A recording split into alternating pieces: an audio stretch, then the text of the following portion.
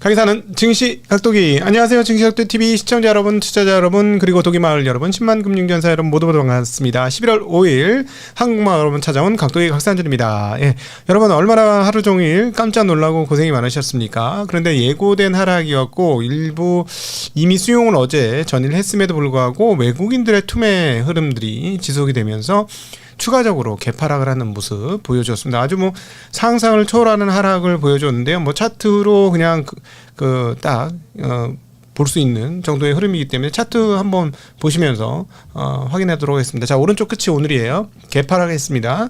개파락하면서 10시 30분까지 수직 하락합니다. 하면서 장중에 몇 포인트가 빠졌느냐? 사이드카가 발동이 되면서 장중 249.93포인트까지 빠지고요.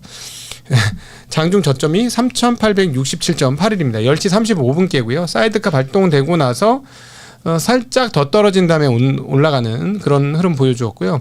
뭐 시가총액 상위 종목은 무차별적인 폭락을 했다라고 볼 수 있겠어요. 그래도 상당히 강한 체력을 가지고 반등을 하면서 장 마감은 전일 대비 2.2% 하락, 2.85% 하락을 하면서 117.32포인트 떨어진 4,004.42포인트를 기록을 했습니다. 자, 그러니까 장중에는 하락폭이 뭐 저희가 본 적이 거의 없는 250포인트 정도가 하락을 했었고요. 마무리는 그나마 많이 줄어들면서 그 떨어진 거에 절반 정도 이상을 회복하면서 마무리되었다라고 말씀드릴 수 있겠습니다. 상승 종목 173개, 하락 종목 734개의 그런 흐름들을 보여줬고요. 거의 전 업종이 하락을 했는데 일부 보험 업종 그리고 어디 갔어? 네, 잠깐만요. 네, 보험업종과 네, 통신업종만 강세를 보여주고 나머지 전 영역에는 하락이 크게 되었고 기계장비는 무려 5.5%, 운송부품은 4.9%, 건설은 3.7%, 화학은 3.5%, 제조 3.2, 금속 3.1 등 아주 대부분 큰 폭의 낙폭을 기록하면서 마무리가 되었습니다. 자, 오랜만에 까먹을 만하면 한번 가끔 생기는 게 몇 년에 한 번이기도 한데, 물론 이제 하락 본격적으로 시작하면 뭐 매일같이 뜨기도 하는데 사이드카가 발동했습니다. 사이드카가 뭐냐? 최근에 저희 채널에 많이 오신 아직 주식 입문자분들이 많기 때문에 그분들을 위해 소개할게요. 사이드카란 코스피 200 선물 지수가 전일 대비 5% 이상 변동해서 1분간 지속이 되면 그 사이드카 발동이 됩니다. 또는 코스닥 150 선물이 6% 이상 변동해서 1분간 지속이 되면 사이드카 발동하고요. 이렇게 되면 프로그램 매매가 5분간 중단이 되게 됩니다. 그리고 하루에 한 번만 발동하게 되고요. 마감 40분 전에는 발동이 되지 않습니다. 네. 그리고 5분만 이렇게 중단이 되고 그 다음에 풀립니다. 그러니까 이거는 정신 차려. 야, 이 정도 아니야. 라는 걸 일깨워주기 위한 거죠. 사실 뭐 오늘 보면 사이드카 발동되고 조금 더 떨어지긴 했습니다. 장중에. 신기하더라고. 막 더 떨어지는데 그래도 결국은 그렇게 숨고르기 한번 한 게 반등으로 결론이 났으니까 뭐 나쁜 건 아니었다라고 볼 수 있겠고, 더 심한 건 서킷 브레이크예요. 요거는 아까 그거는 5% 변동인데요. 8% 하락한 상태가 1분 이상 지속되면은 발동되는 게 서킷 브레이크입니다. 그래서 이거는 현물 주식뿐만 아니라 선물 옵션의 모든 주문이 아예 20분간 그냥 정지돼 버려요. 모든 주문이 20분간 정지되고 그 다음에 10분 동안 동시효과를 받아서 그때부터 다시 시작이 되는 거죠. 그래서 1단계, 2단계, 3단계가 있는데 1단계는 8% 이상, 그 다음에 2단계는 15% 이상. 그런 게 있을 수 있어? 네, 그런 게 있을 수 있죠. 네, 왜냐하면 우리 30%까지 빠질 수 있으니까.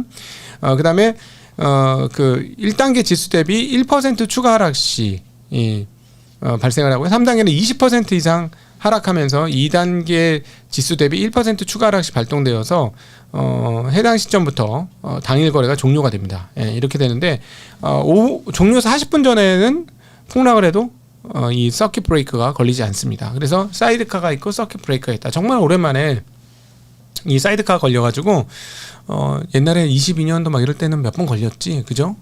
그걸 한번 꺼내봤습니다. 오늘 뭐 하락한 이유는 뭐 다 잘 아실 테니까 그런 내용들 뭐 특별히 꺼내지 않고 시가총액 상위 종목은 다 떨어졌는데 네이버, 삼성화재, 메리츠금융, KT 정도만 상승하는 흐름이었고, 오늘 이렇게 험악한 장에서 신고가를 내는 업종이 있었는데 바로 기판 업종입니다. 최근에 기판 업체는 정말 많이 올랐죠. 대덕전자가 오늘 어제 실적 발표하고 나서 굉장히 실적이 좋아졌어요. 급등하는 모습을 보여주면서 무려 10% 가까운 상승을 했는데, 코리아 서킷은 무려 12.9%, 해성 DS 7.4%, 심텍 등등 모두 반도체 기판 업체들이 굉장히 많이 올랐습니다. 다 신고가를 내고 있는 게 특징적인 흐름이다라고 볼 수 있겠고요. 자, 삼성전자는 오늘 1,620억을 매도했습니다. 전일 6,489억을 6,490억 정도 매도를 했으니까 전일보다는 매도량이 많이 줄어들고요. 전전일은 3,070억 매도를 했습니다. 그래서 삼성전자는 10월 이후에 최대 6.9조 원까지 외국인들의 매수가 있었습니다만은 이제는 외국인 매수는 5.8조 원으로 줄어들고요. 반면에 하이닉스는 오늘도 1조 2,291억을 팔았습니다. 어제는 1조 6천억 넘게 팔았고요. 최근에 계속 몇천억씩 팔고 있다가 이틀 연속 1조대 중반 수준의 어마무시한 매도를 보여주고 있는데, 10월 이후 집계를 해보니까 무려 하이닉스는 7.7조 원을 매도하는 흐름 확인할 수가 있었습니다. 이 하이닉스 이렇게 많은 매도 물량을 내면서 오늘 기간별 수급 흐름을 보면 개인들이 거래소에서 2조 4천억을 매수했고요. 반면에 외국인들은 2조 6천억 매도, 기관은 1,400억 정도 매수하는 흐름을 보여주었습니다. 업종별로 따지면 역시나 전기전자 업종을 외국인들은 가장 많이 파는 흐름들을 보여줬고, 반면 보셨다시피 하이닉스에 집중되는 그런 양상을 보여주었습니다. 자, 그러면 이제 시장이 이렇게 빠졌는데 우리는 어떻게 대응해야 할 것이냐. 저는 개인적으로 너무 염려하지 않으셔도 될 것 같습니다. 왜냐하면 이번에 한국 시장의 흐름에서 두 가지가 있는데, 하나는 정책 효과가 하나 있고요. 또 하나는 실적 모멘텀이 있고, 이 실적 모멘텀의 중심에는 바로 반도체가 있었고, 메모리 업체들 삼성전자와 하이닉스, 그리고 그 반개, 지금 서킷, 아까 코리아 서킷 뭐 이런 것들 올 들어 사상 최고치를 계속해서 갱신하고 있는 모습들, 이런 것들은 결국은 실적이 좋기 때문이고, 그러니까 이렇게 험악한 장에서도 불구하고 올랐잖아요. 그래서 그러면 이 계속 올라갈 거냐? 제가 너무 많이 올라가서 이제 조금 조심하자라고 말씀드렸는데, 자, 이제는 저희 제가 이제 업자로서 여러분들한테 드릴 말씀은 뭐 이거 왜 빠졌냐 뭐 이런 거보다 중요한 건 어떻게 대응할 것이냐, 더 빠질 것이냐, 어떻게 대응할 것이냐 여부잖아요. 오늘 뭐 미국 시장이 중요합니다. 앞서 오전장에서도 말씀을 드렸습니다만, 미국 시장의 신용 정도가 어느 정도인지 잘 모르겠어요. 오늘 외국인들이 또 이렇게 전일 대비 2조 원 넘는 엄청난 물량을 폭탄을 쏟아낸 걸 보니까 미국 애들이 좀 바쁜 것 같아요. 그러나 진짜 미국 애들이 수급으로 바쁘면 어떤 일이 벌어지는지 아세요? 채권도 팝니다. 마진콜 메꾸기 위해서. 그럼 채권을 팔면 채권 금리가 어떻게 되죠? 위로 폭등합니다. 근데 전일 미국 장기물 금리는 내렸어요. 그러니까 안전자산은 내렸습니다. 금은 이제 안전자산이 아니에요. 금값은 너무나 많이 올랐기 때문에 금 속에 상당한 레버리지가 있습니다. 그러니까 레버리지가 있다라는 얘기는 심리적인 영향을 받는다라는 얘기고요. 그러니까 장이 빠진데 금값이 안 오르는 거예요. 그러니까 금도 투기 자산이 됐다라고 정리해 볼 수 있어요. 그런데 진짜 애들이 저희가 과거에도 말씀드렸습니다만, 요즘 어떠냐면 레버리지에 레버리지를 쓴다는 거야. 채권을 가지고, 자기 갖고 있는 채권을 가지고 채권을 맡겨서 담보 대출을 받아. 그 담보 대출을 받은 현금으로 또 채권을 사. 그걸 또 가지고 와서 또 은행에다 또 맡겨. 또 그걸 담보로 또 대출을 받아. 그 돈으로 또 채권을 사. 그걸 또 맡겨. 대출을 받아. 이걸 몇 바퀴를 돌린 다음에 그때 주식을 사. 그 돈으로. 그러니까 마진콜이 나면 빨리 현금을 메꿔야 되는데, 진짜 급한 마진콜에서는 어떻게 되겠어요? 갖고 있는 채권을 팝니다. 채권을 팔아버려. 그러니까 채권 가격도 폭락. 즉 채권 가격이 폭락한다는 건 금리가 올라간다는 얘기죠. 채권 가격이 폭락하면 금리가. 채권은 가격이 떨어져야 가격이 떨어지면 금리가 올라가는 거고요. 가격이 올라가면 금리가 떨어지는 겁니다. 네. 요즘에 새로 오신 분들이 너무 많아서 아주 초보적인 와 이거 지금 내가 거의 1년 만에 꺼낸 것 같은데 이 금리 채권 가격 메커니즘. 네. 금리와 채권 가격. 금리가 오르면 채권 가격이 떨어지고 금리가 내려가면 채권 가격이 올라간다. 네. 아시겠죠? 네. 자, 그런데 앞서 한국은 정책 모멘텀과 실적 모멘텀으로 갔다. 정책 모멘텀 사라졌나요? 아니요. 안 사라졌습니다. 너무 급하게 많이 오르니까 5% 10% 조정 얼마든지 언제든지 있을 수 있다라고 최근에 말씀드렸고 그게 이제 오늘 하루에 터진 거야. 하루 장중 5%도 넘게 빠져. 와 깜짝 놀랐어. 진짜 깜짝. 그래서 저는 어떻게 했을까요, 여러분? 저는 회사 차리고 오늘 역대 가장 많은 주식을 매수했습니다. 그동안에 살라 그러면 올라서 주식을 제대로 못 샀어요. 근데 오늘 최근에 또 게다가 그 기존 고객들은 주식만 가득 있다가 너무 주식이 많아서 현금화 시켰었잖아. 어제 현금화 시킨 하루 만에 또다시 주식을 사는 그런 왜냐하면 이 가격은 내가 기다렸던데 이 가격은 내가 받아들일 용의가 있었던 가격인데 저는 오늘 이 가격이 올 줄 몰랐어요. 떨어질 거 어제도 떨어졌기 때문에 오늘도 한 2%대 중반 3%대 빠지다가 이제 방어하면서 또 들어 올리겠지 생각했는데 웬걸 빠바바바박 해서 5%까지 빠지더라고. 그래서 진짜 열심히 샀어요, 주식을. 그래서 그동안에는 현금이 더 많았었는데 상당히 많은 계좌들이 현금보다 주식이 많은 계좌로 전환되었다라는 말씀을 업자로서 여러분들한테 드립니다. 거기까지는 말씀을 드릴 수 있을 것 같아요. 저는 오늘 주식을 많이 샀습니다. 그 말씀 드리고요. 자, 그러면 하나 정책 모멘텀 사라진 거 아니고 앞으로 계속 될 거니까 시간을 두고 계속 되는 거예요. 이거는 몇 년을 통해서. 그러니까 그러려니 하시면 될 것 같고. 자, 그러면 실적 모멘텀 어떻게 될 거냐. 우리는 메모리가 핵심이에요. 자, 그래서 자주 보여드렸던 메모리 가격을 다시 보여드리겠습니다. 여러분 너무 걱정하지 마시라고. 자, 그러면 지난번에 보셨던 메모리 가격은 얼마였나요? 16기가 DDR5 16기가가 얼마였죠? 여러분 기억? 지난번에 보여드렸을 때 와 이거 미쳤다 하면서 그때 이제 0. 몇 프로 올라가길래 이제 조금 좀 쉬나 봐요. 이제 자 이제 근데 너무 주가가 높이 오르네요. 이건 좀 심하다. 하이스가 10%라니 막 이렇게 말씀드렸었는데 그때 15달러 대였어요. 자 보세요. 와 오늘 또다시 붐업이야. 16.8달 17달러 가까이 됐어. 야 이게 웬일입니까? 4.5%나 또 올랐어요. 자 그러니까 제가 여러분한테 드리고 싶은 말은 실적 모멘텀이 꺾였어? 지금 4분기 실적 어떻게 되겠냐고. 자 진짜 지금 우리들끼리 하는 얘기로 야 이제 이 상태면 DDR 그냥 일반 DDR이 HBM만큼 마진 나오겠는걸? 막 이런 얘기 우습게로 했거든요. 진짜인데?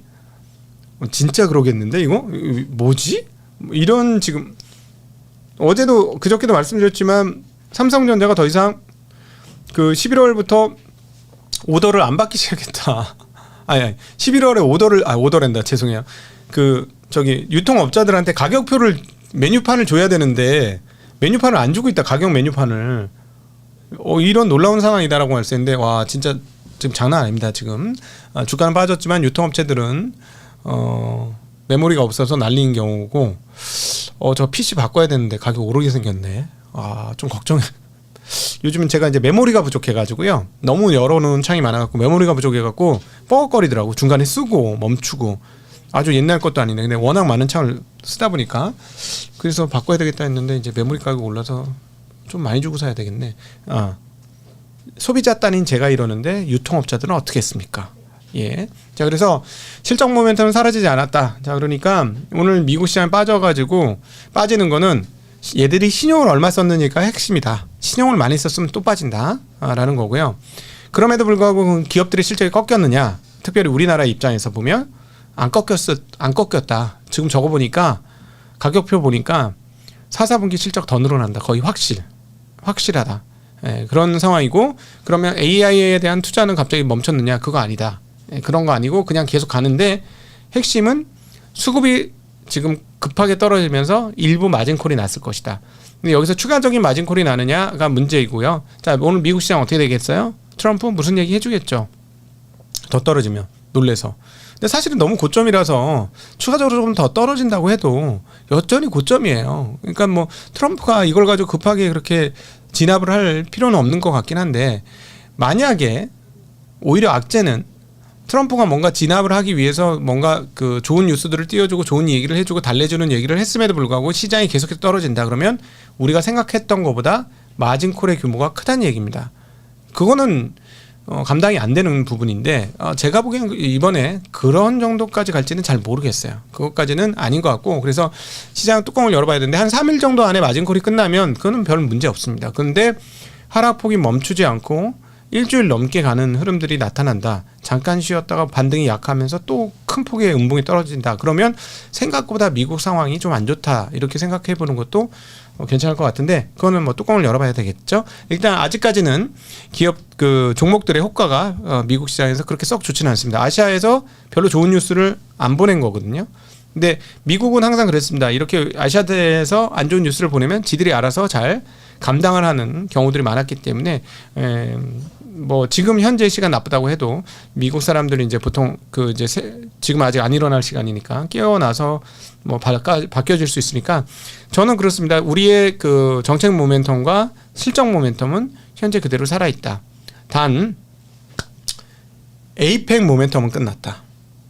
계속 말씀드렸지만 에이펙 이후로는 조심하자라는 말씀드렸는데, 에이펙 모멘텀은 끝났다라는 말씀드리고, AI의 모멘텀은 여전히 살아있다. 그거는 제일 끝단이 메모리 가격을 보니 더 그런 게 느껴진다 정도로 해석할 수 있겠습니다. 물론 메모리가 AI를 규정하지는 않습니다. 네, 오늘도 함께 해주셔서 진심으로 감사합니다. 너무 걱정하지 마시고요. 내일 즐거운 저녁 보내시고 내일 즐거운 얼굴로 찾아뵙도록 하겠습니다. 감사합니다. 안녕.